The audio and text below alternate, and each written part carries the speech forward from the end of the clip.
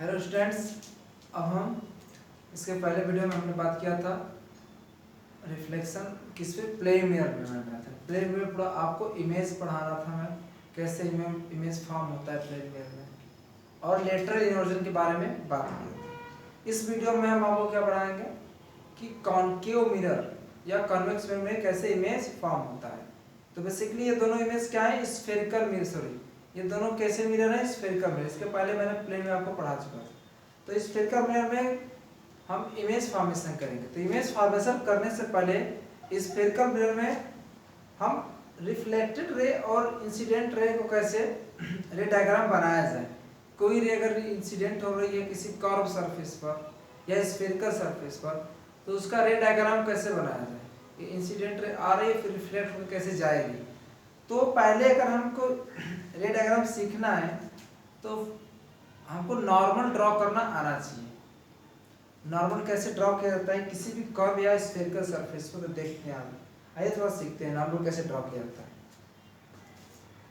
तो सपोज यहाँ पर क्या है, मान लीजिए कोई भी कर्व सरफेस है, ऐसे ऐसे ऐसे कैसा मिरर है, आपको कैसे दिख रहा है, ये कॉन्केव कॉन्वेक्स, ये कॉन्वेक्स मिरर है। क्यों? क्योंकि इसका जो इन पार्ट है, इनवर्ड पार्ट क्या है, पेंटिंग किया हुआ, आउटवर्ड क्या है, रिफ्लेक्टिंग। तो ये जो पार्ट रिफ्लेक्टिंग होता है, बल्किंग साइड जो उभरा हुआ है, उससे क्या बोलते हैं, कॉन्वेक्स। अगर अंदर का रिफ्लेक्टिंग हुआ, कॉन्केव से भी रिफ्लेक्टिंग हुआ और बाहर का पेंटिंग हुआ, तो उससे क्या बोलते हैं, उससे बोलते हैं कॉनकेव मिरर। अंदर का रिफ्लेक्टिंग होना चाहिए, यहाँ पर कॉन्वेक्स है, बाहर का रिफ्लेक्टिंग। अब इसमें सीखते हैं तो कैसे इसमें अगर मैं लेट करूँ, कोई ऐसे मान लीजिए इंसिडेंट रे आ रही है, ऐसे इंसिडेंट रे फॉल हो रही है इस पे, तो रिफ्लेक्टेड रे कैसे ड्रॉ किया जाए। तो फर्स्ट ऑफ ऑल हम नॉर्मल ड्रॉ करते हैं कि नॉर्मल किसी सरफेस पर कैसे ड्रॉ किया जाए। तो आई क्या करते हैं, इस पॉइंट पर क्या करेंगे, नॉर्मल ड्रॉ करेंगे। नॉर्मल का मतलब होता है परपेंडिकुलर लाइन, किसी पर लाइन से या पॉइंट पर। इस पॉइंट पर कैसे लाइन खींचा, परपेंडिकुलर लाइन, ये इंसिडेंट रे होगी। तो यहाँ पर परपेंडिकुलर लाइन कैसे ड्रॉ किया जाएगा, तो दो तरीके हैं परपेंडिकुलर लाइन ड्रॉ करने के, दो तरीके हैं। तो पहला तरीका है कि इस पॉइंट पर आप या तो क्या करें, टेंजेंट ड्रॉ करें। टेंजेंट मतलब क्या होता है, किसी भी कर्व या सर्कल क्या करें, किसी एक पॉइंट पर टच करके चली जाए। क्या करें, जैसे सर्कल है, सर्कल है, इस पॉइंट पर टेंजेंट का मतलब ये इसको क्या करें, एक पॉइंट पर टच करें, इस सर्कल के क्या हो जाएगा, टेंजेंट हो जाएगा। ओके, तो ऐसे ही ऐसे कोई भी ऐसा कर्व है, इस पॉइंट पर टेंजेंट नहीं मतलब कि इस पॉइंट में से ऐसे इसको टच करें एक ही पॉइंट पर, तो क्या होगा, उस पॉइंट पर इस कर्व के लिए क्या हो जाएगा, वो टेंजेंट। इसके लिए जिस सर्कल के लिए टेंजेंट है, इधर भी आप टेंजेंट ड्रॉ कर सकते हैं। इसको टच करके बाहर चला, इसको कट ना करे, ठीक है। और इस पॉइंट पर ऐसे टेंजेंट होगा, इस पॉइंट पर किसी चीज को टच करेगा तो ऐसे ना होगा। कुछ लोग टेंजेंट ऐसे ऐसे नहीं होते, कुछ लोग ऐसे टेंजेंट करते हैं, ऐसे इसको काट के निकाल देंगे, ऐसे इसको कट नहीं करेगा, एक ही पॉइंट पर टच करके क्या होगा, ऐसे चला जाता है। तो टेंजेंट ड्रॉ करना आना चाहिए आपको। तो चलिए, अब यहाँ पर ये क्या है, मिरर है। मिरर पर कैसा रिफ्लेक्टिंग सरफेस पर कोई इंसिडेंट रे अगर आ रही है तो उसका रिफ्लेक्शन कैसे करें।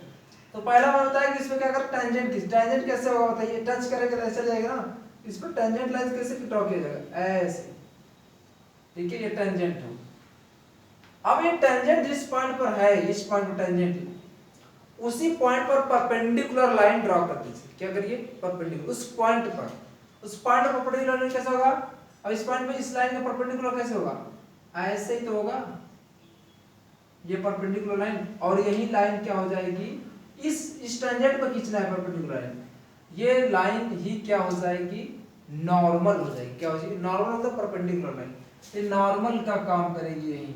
तो वो करना क्या है, इस पॉइंट पर टेंजेंट ड्रॉ करना, इस पॉइंट पे से खींच देंगे, फिर उसी पर परपेंडिकुलर लाइन बना देंगे, वो हमारा नॉर्मल हो जाएगा। अब बताइए, इंसिडेंट रे और नॉर्मल के बीच का जो एंगल होता है क्या बोलते हैं, एंगल ऑफ इंसिडेंट, तो उसे आई स्टूडेंट करते हैं। फिर रिफ्लेक्ट होकर चले जाएंगे तो क्या बोलेंगे उसको, रिफ्लेक्टेड रे। कैसी रे, रिफ्लेक्टेड रे। ओके, तो इंसिडेंट एंगल, ये बताइए नॉर्मल और रे के बीच का एंगल क्या होता है, एंगल ऑफ रिफ्लेक्शन, जिसे आर बोलते हैं। मैंने लॉ पढ़ाया था रिफ्लेक्शन के, incident ray, reflected ray and normal line same plane. तो यहाँ भी फॉलो होगा, तीनों एक प्लेन में होंगे। And incident angle reflected angle क्या होते हैं, इक्वल होते हैं। तो आपको आई होप क्लियर हो गया किसी भी कर्व सरफेस को कैसे ड्रॉ करते हैं। टेंजेंट ड्रॉ करके कर लीजिए, जिसे आप बता देते हैं आपको। लीजिए कोई कर्व सरफेस है ऐसे, अब इस पॉइंट पर ड्रॉ करना है, मान लीजिए इस पॉइंट पर, इस पॉइंट पर क्या करना है, नॉर्मल ड्रॉ करना है। मान लीजिए कोई रे ऐसे आ रही है ऐसे, तो कैसे ड्रॉ करना है, अब इस पॉइंट पर करके टेंजेंट ड्रॉ करेंगे ऐसे, टेंजेंट टच करें ये ऐसे, देखिए ये क्या होगा टेंजेंट। अब इस पर क्या करें, इस पॉइंट पर नॉर्मल ड्रॉ कर दें, नॉर्मल ड्रॉ कर दें ऐसे, नॉर्मल पर इसी लाइन में परपेंडिकुलर लाइन ऐसे। तो इंसिडेंट रे ना, ये इंसिडेंट रे नॉर्मल की एंगल आई और रिफ्लेक्ट होकर चली जाएगी। अब देख किधर, इधर तो जा नहीं सकती, कैसे चली जाए रे, नहीं ये नॉर्मल किधर ही जाएगी, तो ये क्या हो जाएगा रिफ्लेक्टेड, तो एंगल ए आर हो जाएगा। आई होप आप मेरी बातें समझ पा रहे होंगे। ये सब मिरर होगा, ये रिफ्लेक्टिंग सरफेस है, ये कर्व सबसे है, कर्व मिरर है। चलिए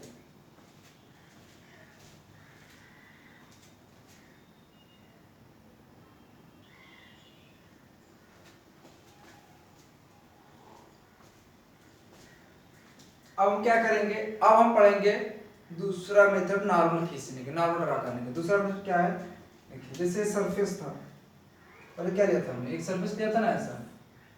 अब ये सरफेस जो है, ये तो कहेंगे सर्कल का पार्ट दिखाई दे रहा है, तो मैंने इसे इंसिडेंट रे से फॉलो कराया था, इंसिडेंट रे।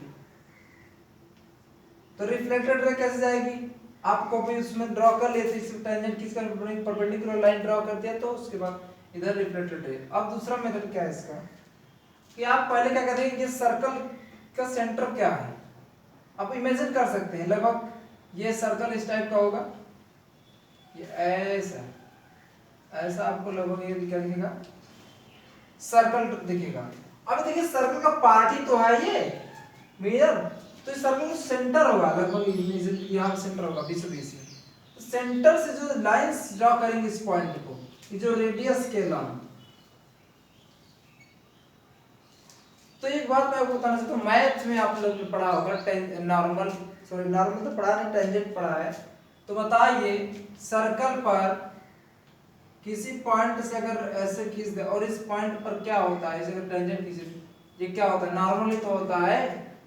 इस पॉइंट पर नॉर्मल सरफेस से अगर कोई भी लाइन ऐसे खींच रहे सर्कल के सेंटर से, तो ये जो लाइंस होती है रेडियस के लॉन्ग, वो सर्कल पर क्या होती है 90 डिग्री पर कट करती है।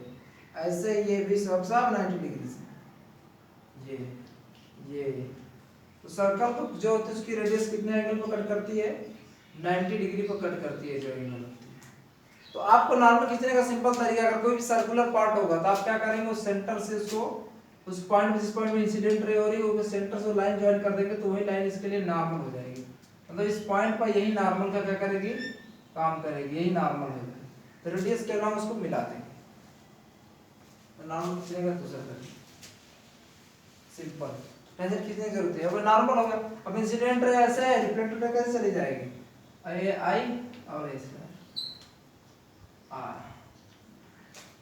तो आई होप आप समझ गए होंगे। चलिए अब आगे बढ़ते हैं, एग्जांपल और करते हैं। जैसे अच्छा ये सर्कल दे दिया तो ठीक है, अगर आपको देखो कोई बड़ा कर्व सरफेस दे दिया, ऐसे ऐसे मान लीजिए ऐसे दे दिया ऐसे, अब इसमें तो सर्कल नहीं है सर, इसमें कैसे ड्रॉ करेंगे, तो देखिए मैं बता रहा हूं, अगर यहाँ पर नॉर्मल ड्रॉ करना है, मान लीजिए यहाँ पर ऐसे रे आ रही है, तो क्या करेंगे, इस पॉइंट का देखेंगे कि जो कर्व है थोड़ा सा ये जो कर्व से मुड़ा है, इसको क्या करेंगे, जो कर्व एक तरह का छोटे सर्कल का पार्ट ही तो होगा, ये जो इतना पार्ट है, जो ये जो है ये पार्ट है जितना दिख रहा है इतना, ये कर्व है। तो कर्व मतलब सर्कल का पार्ट हो सकता है, इमेजिन कर सकते हैं आप, ऐसे सर्कल बना देंगे, टच सर्कल का पार्ट है। अब सर्कल का सेंटर कहाँ है, यहाँ पर सेंटर से मिला दीजिए, इसके लिए नॉर्मल हो जाएगा, और इधर इंसिडेंट है, एंगल ऑफ इंसिडेंस हो जाएगा, इधर चले जाएगा रिफ्लेक्ट, एंगल ऑफ रिफ्लेक्शन हो जाएगा।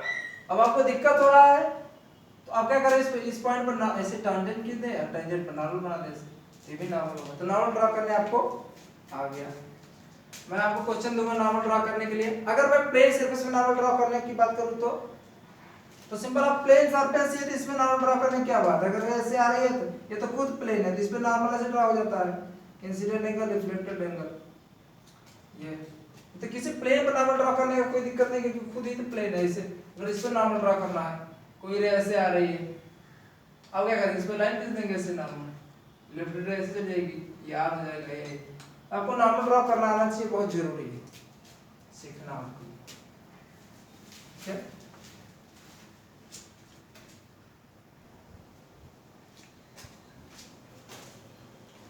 अब हम क्या पढ़ेंगे, अब इसमें पढ़ेंगे कि कनकेव मिरर में इमेज कैसे फॉर्म होता है।